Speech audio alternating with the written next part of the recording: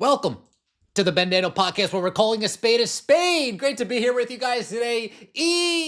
ESPN, the worldwide leader of sports. ESPN and their marvelous team released the top 25 WNBA players for the 2025 season.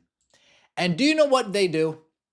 They give us the benefit of unveiling their ranking system. And this is what forced my hand, put my back up against the wall, pinned me into a corner. The only way I had to go was forward. I could only lash forward. I had nowhere else to go. Reigning MVP, A'ja Wilson and the Las Vegas Aces have a bit of a new look, but remain confident in their core. Breanna Stewart is out to help the New York Liberty defend their championship. Napheesa Collier, who's coming off a stellar, unrivaled season, seeks to avenge the Minnesota Lynx' WNBA Finals defeat. And in her sophomore season, Caitlin Clark is looking to lead the Indiana Fever into title contention. The top 9 spots on our list came together quickly as consensus ruled, but the middle of the pack got tricky. Off-season performance, such as how well players competed at Unrivaled, factored into the voting. And rookies were not eligible, though they can break into the list as we continue to update it. This is a list determined by ESPN's Kendra Andrews, Kevin Pelton, Alexa Filippo, and Michael Volpel. Of all of these four, Alexa Filippo and Michael Volpel have been steady, calling a spade, I guess I would say. They've been pretty down the middle when it comes to giving credit where credit is due. But unfortunately, this whole off-season performance, such as how well players competed at Unrivaled, forced me into no choice. So let's take a look at the rankings. A'ja Wilson 1. Napheesa Collier 2, Breanna Stewart 3, Caitlin Clark 4. Let's stop right there. A'ja Wilson 1, Napheesa Collier 2, Breanna Stewart 3, Caitlin Clark 4. A'ja Wilson, you're good. You don't need to stay after class. Napheesa Collier, you're good. You don't need to stay after class. Breanna Stewart, you need to stay after class. This is my issue. Again, what are we... Off-season performance, such as how well players competed at Unrivaled, factored into the voting. Interesting. Very, very interesting. Last time we saw Breanna Stewart, she was getting spanked by a rookie in Unrivaled. 12-0. 12 points to 0 points. So how much Unrivaled did we really... Nothing about Breanna Stewart in Unrivaled. And here we go. Nothing about Breanna Stewart in Unrivaled made you think she was a top 5 player in the WNBA. I watched Unrivaled. These people clearly didn't. They may have reported at Unrivaled. Shoot, they may even have been there in Miami. They may even have been there at the games, but they damn sure weren't watching. They might have been tweeting. They might have been on their Instagram. They might be talking to the homie. They might be doing whatever, but they damn sure weren't paying attention. Last time we saw Breanna Stewart, she was getting torched by Aaliyah Edwards in Unrivaled. Last time we saw Breanna Stewart in Unrivaled, every time she went up against the mist, Angel Reese picked her pocket like she was playing Assassin's Creed. If you know, you know. If you know, you know. The good Assassin's Creed, the early days. Sorry, I had to clarify. Angel Reese, last time we saw Breanna Stewart, and then this is ESPN. These are ESPN's rankings, folks. ESPN's. This is ESPN Bet, and this is their odds for MVP. Caitlin Clark, A'ja Wilson, Napheesa Collier. You see why I kind of didn't even argue the A'ja Wilson and Napheesa thing? Okay. Oh, I'm not going to die on that hill today. Another day, not today. Even ESPN's own people with logic, because ESPN bet we got to follow the money, people that want to keep their money and not lose their money, the logic tells them these are the three top players hands down. The three top players hands down. They're in a class of their own. And then there's you look over the MVP hill, you look over the best players in the league hill, and you say, hello, hello, hello, hello. Anybody down there? And then eventually, Brianna Stewart, she answers, it's me, Stewie, Stewie. This is ridiculous. This is absolutely ridiculous. But it gets better.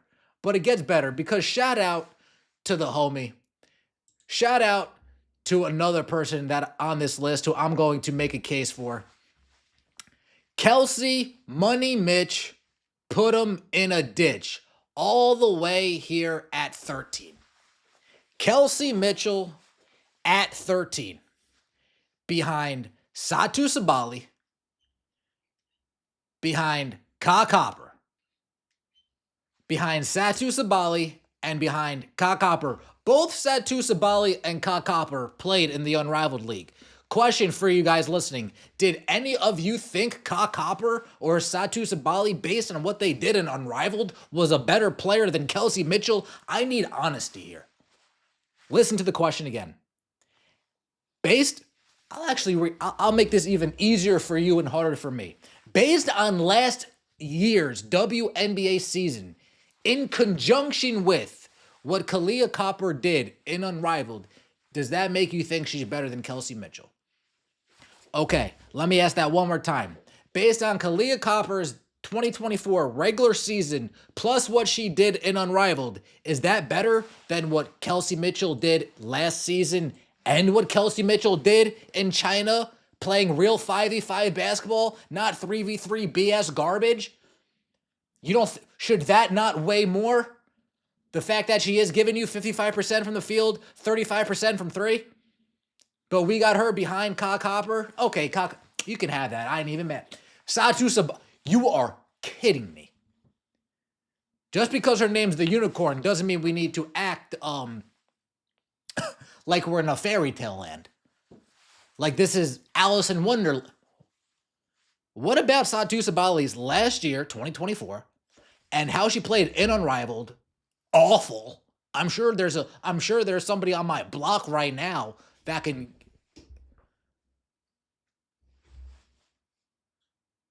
What you did in the offseason, and folks, I don't make the rules, I just read them. Offseason performance, such as, not limited to, such as Kelsey Mitchell's not. This is the issue with ESPN. This is the issue with ESPN. But they came out with their fantasy rankings, and I'm going to end it here. Fantasy women's basketball rankings.